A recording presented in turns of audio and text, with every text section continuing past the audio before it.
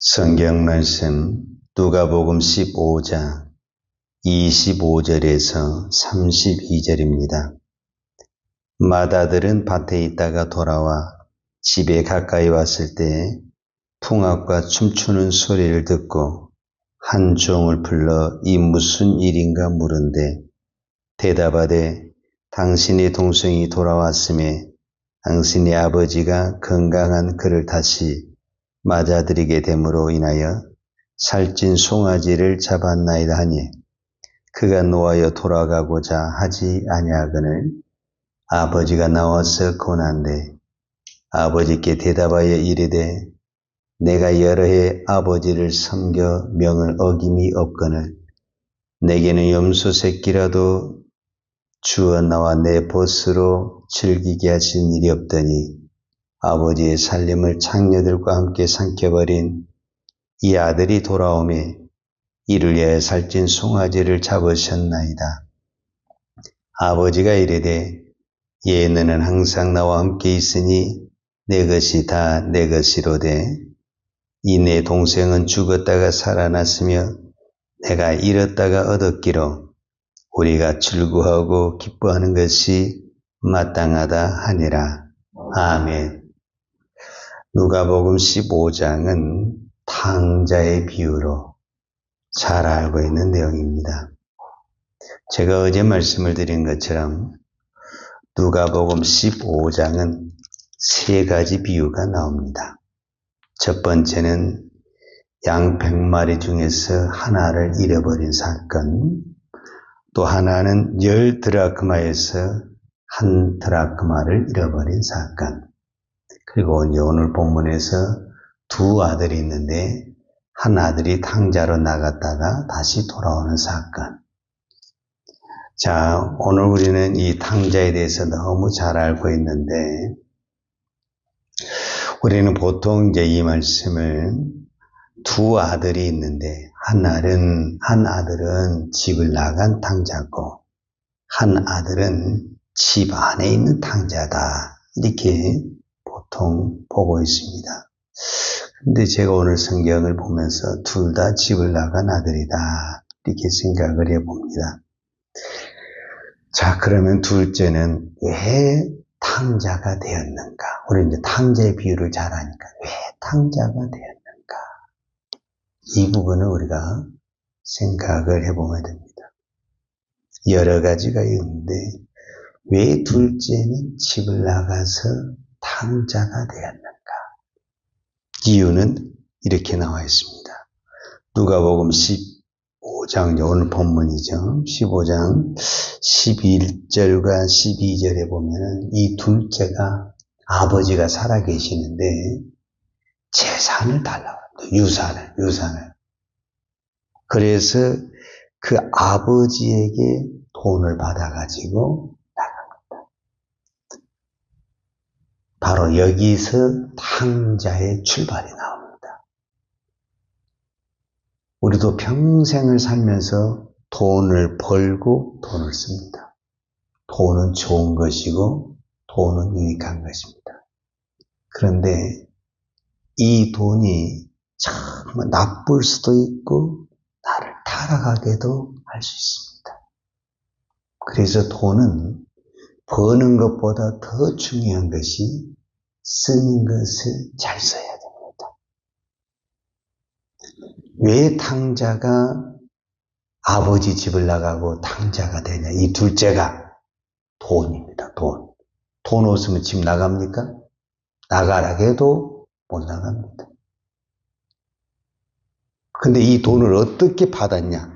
용돈 조금 준 것 갖고 집 못 나갑니다. 재산을 나눠버려, 재산을 나눠버렸으면 큰 돈이잖아요, 어떤 부분에서는. 이 큰 돈이 생기니까 집을 나가게 되는 것입니다. 그리고 언제 둘째가 집에 들어오냐? 돈 떨어져서 집에 들어옵니다. 결국 이 탕자, 이 둘째가 탕자가 되는 이 근본적인 원인은 어디에 있었냐? 돈에 있었다라고 볼 수가 있습니다. 그러면 왜 아버지는 이 둘째가 이런 줄 알면서 누구보다도 아버지는 자식에 대해서 잘 알잖아요. 부모가 그래도 제일 잘 알잖아요. 자식에 대해서. 그의 성격이라든지 돈 쓴쓰니를 누구보다도 더 잘 알잖아요. 근데 왜 아버지는 이 둘째에게 돈을 줬을까? 더더군 아버지가 살아있는데 유산을 달라고 한다. 이건 완전히 오늘 우리식으로 말하자면 나쁜 자식이죠.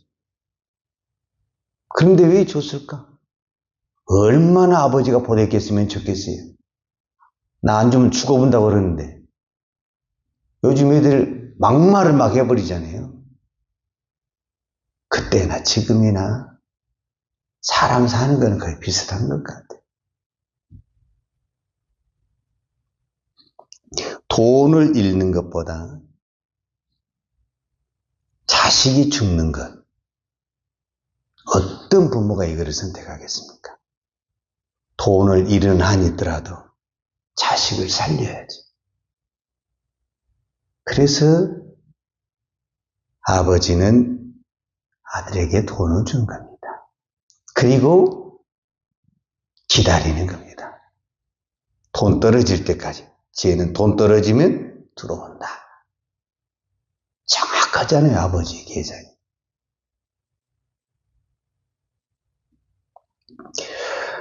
어찌됐든 둘째는 비싼 돈 주고, 오늘 우리를 말하면 비싼 수업료 내고 돈의 귀중함, 아버지의 소중함, 아버지 집이 얼마나 좋은 것이란 것을 깨닫게 됐다. 그럼 됐죠. 돈은 또 이렇게 만들면 되는 거니까. 그런데 이제 문제는 큰아들입니다. 제가 그래서 오늘 마지막 본문에 큰아들에 대한 성경만 읽었는데 25절에 이제 맏아들이잖아요. 맏아들. 둘째는 이제 일이 끝났어요. 이미 상황이 정리가 됐죠. 집 나갔다. 돈은 잃었지만 건강하게 돌아왔잖아요. 그래서 아버지가 잔치도 하고 이제 다 했으니까 둘째 문제는 끝났는데 이 둘째가 돌아오면서 큰아들의 이제 본심이 나오게 되는 이 사건이죠. 자, 25절에 보면 맏아들은 큰아들이죠. 밭에 있다가 돌아와. 그러니까 맏아들은 오늘 또 성실하게 아침에 나가서 하루 종일 일하고 집에 돌아오는 거예요. 그런데 원래 계획이 없던 막 잔치가 벌어지고 막 난리가 난 거예요, 집에. 그래서 무엇인가 봤더니 둘째가 돌아왔다는 거예요. 자, 큰아들의 입장에서는 동생이 집에 들어왔다. 동생이. 여러분, 형제 간에 형의 입장에서 동생이 돌아온 것을 가지고 화내지는 않아요. 그런데 지금 이 형은 동생에 대해서 화가 난 것이 아니라 아버지에 대해서 화가 난 것입니다. 자, 우리가 자녀가 객지에 나가서 돌아왔을 때 잔치를 할 때, 부모가 잔치를 할 때는 언제 하느냐? 자녀가 성공해서 돌아왔을 때. 자녀가 성공해서 돌아오면은 그 자녀로 인해서 우리가 가문의 영광이 되고 부모가 이름이 높아지고 뭐 이렇게 그런 게 있잖아요. 그런데 이 둘째는 아버지 재산을 가지고 다 탕진해가지고 동네방네 소문이 안 좋아. 이거는 자랑할 것이 못 되는 거예요. 이것 갖고 잔치를 한다? 이거 말이 안 되는 거죠. 이거는 야단을 쳐야 되고, 그래, 네가 말한 대로 너는 이제 자식의 자격이 없다. 너는 오늘부터 돈을 이렇게 받는 일꾼이 돼야 된다. 이렇게 이야기를 했다고 하면은 큰아들 입장에서는 그래, 너는 그래야 싸. 이렇게 하면 이게 이제 말이 되는 거죠, 사실은. 그런데 큰아들 입장에서는 나는 맨날 일만 했는데 큰아들이 아버지에게 불평한 것처럼 염소 새끼 한 마리도 안 주고 친구들하고 같이 잔치 안 주고 이 집안을 완전히 말아먹었죠. 어떤 부분에서는 말아먹었지. 아버지 집안을, 아버지 이름을 땅에 떨어뜨렸지. 동네방네 창피해서 돌아다닐 수가 없어. 둘째 때문에. 누구한테 말도 못해. 이 둘째가 돌아왔는데 어떻게 돌아왔냐? 거지가 돌아서 돌아왔어. 그러니까 말을 못해. 둘째 어디 갔어? 응, 그냥 말을 못해, 말을. 어떻게 아버지가 돼가지고, 응, 우리 아들 거지가 돼서 돌아온, 이걸 자랑스럽게 말할 수 있는 아버지가 누가 있겠어요? 말을 못하는 게 말을. 그런데 아버지는 그걸 전혀 개의치 않냐고 그냥 막 풍악을 울리고 잔치를 하고 있으니 이 큰아들의 입장에서는 속이 터지겠어요? 안 터지겠어요? 우라통이 터지는 거예요, 우라통이. 그래가지고 뭐 하냐? 28절에 보면은 그가 노하여 그랬어요. 이게 이제 그가 누구냐면 큰아들이에요. 27절에 보면 대답하되 당신의 동생이 돌아왔으며 당신의 아버지가 건강한 그를 다시 맞아들이게 되므로 인하여 살찐 송아지, 이 살찐 송아지를 잡았다는 단어를 듣고 큰아들이 오늘만에 화가 팍 치고 거예요. 나한테는 염소 한 마리도 안 준 아버지가 우리 집안을 이렇게 말아먹는데 그것도 아까워 죽었는데 또 거기다가 막 송아지까지 잡아가지고 막 잔치를 벌인다고 하니까 큰아들 입장에서는 막 화가 팍 나가지고 28절에 그가 노하여 들어가고자 아니하거늘 집에를 안 들어가 버리지. 이게 이제 큰아들이 집을 나와버려요. 큰아들이 집에를 나와가지고 집에를 안 들어가 버린 거예요. 이제 이 소식이 누구에게 다시 들리게 됐냐면은 이제 아버지에게. 아버지는 이제 잔치를 벌려놓고 이제 동생하고 있는데 이제 큰아들이 밭에서 오기를 기다리고 있는데 큰아들이 집에를 안 들어와 버리는 거예요. 이 사건 때문에. 그래서 아버지가 큰아들을 데리러 오는 거예요. 큰아들. 그러면서 큰아들에게 말을 하는 거예요. 이제 먼저 큰아들이 막 불평을 하죠. 어떻게 이렇게 돈을 탕진한 아들을 위해서 잔치를 벌립니까? 그랬을 때 아버지가 이제 31절의 이야기예요. 아버지가 이르되 예 너는 항상 나와 함께 있으니 내 것이 다 내 것이로되 이내 동생은 죽었다가 살아났으며 내가 잃었다가 얻었기로 우리가 즐거워하고 기뻐하는 것이 마땅하다 아니라. 큰아들이 모르는 것이 있어요.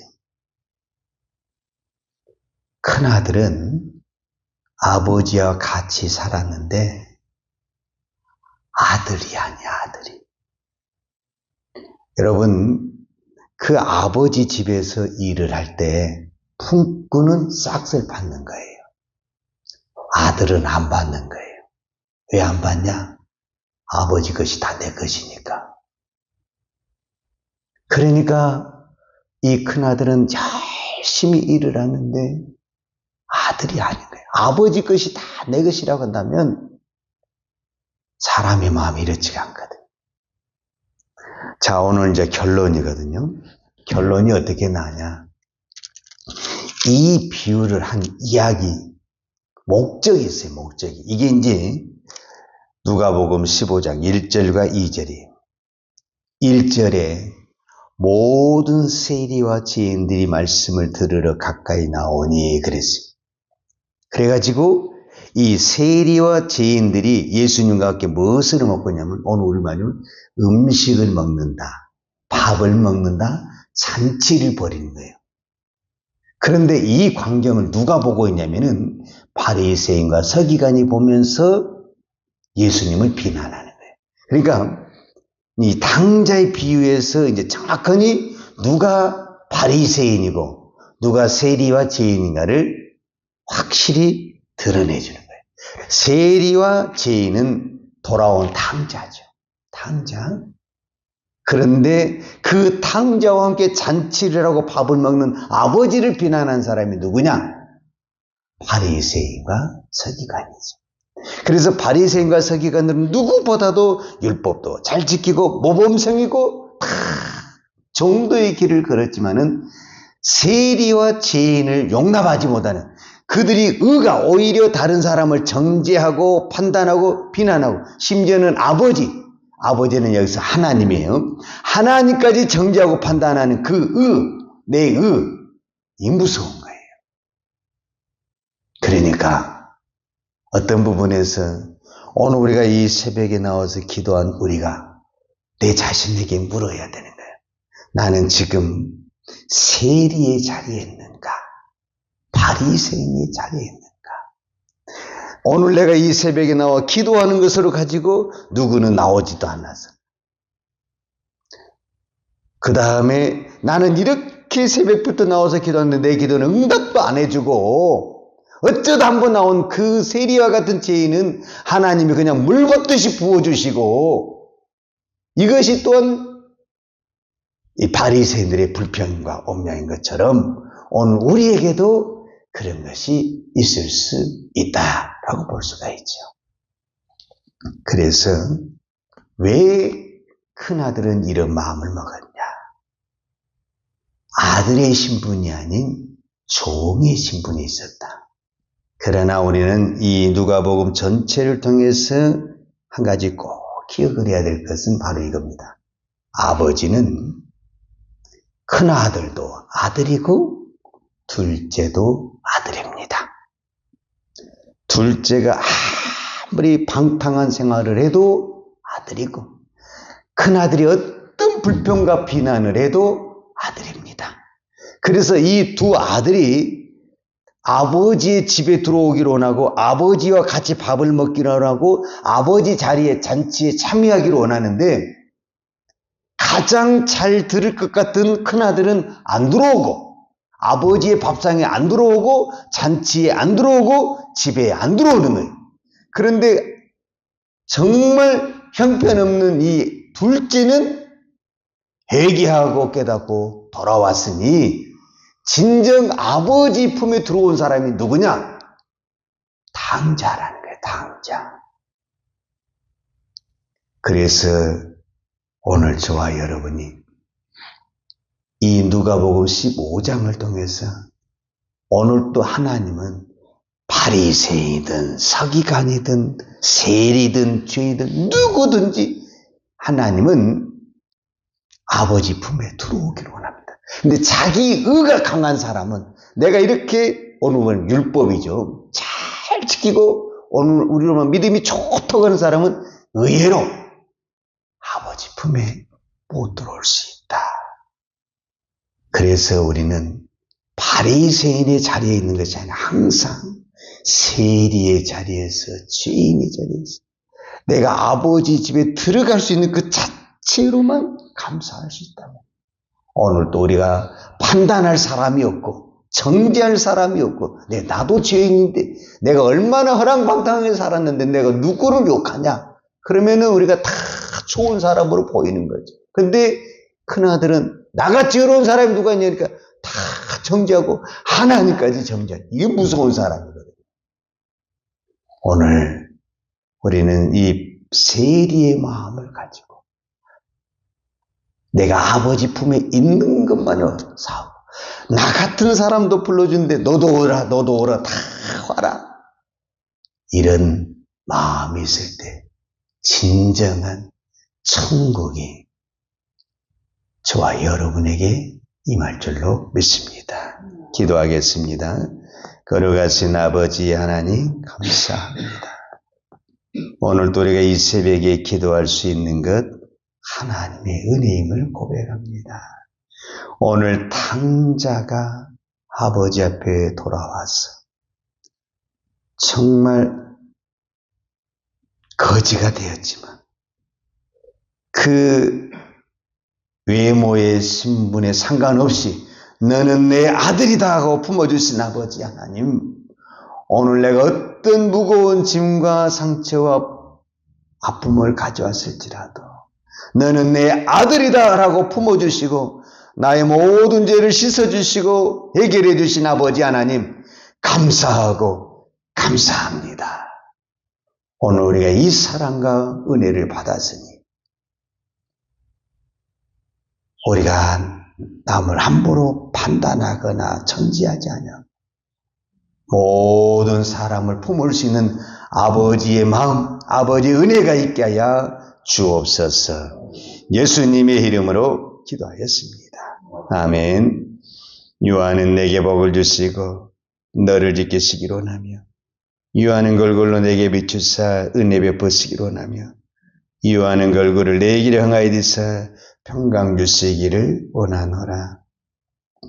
이제는 우리를 위하여 십자가에 돌아가신 우리 주 예수 그리스도의 은혜와 독생자를 아낌없이 보내주신 아버지 하나님의 무한하신 사랑과 성령님의 풍성한 은혜가 오늘도 오직 하나님의 은혜로만 살기를 원하는 사랑하는 주의 종들 머리머리 이해와 이 나라의 민족과 한국교회에 온 열방의 이 생명의 복음을 증가하는 선교사님들 이해와 사랑하는 주의 자녀들 머리 위에 이제로부터 영원토록 함께 있을지어다.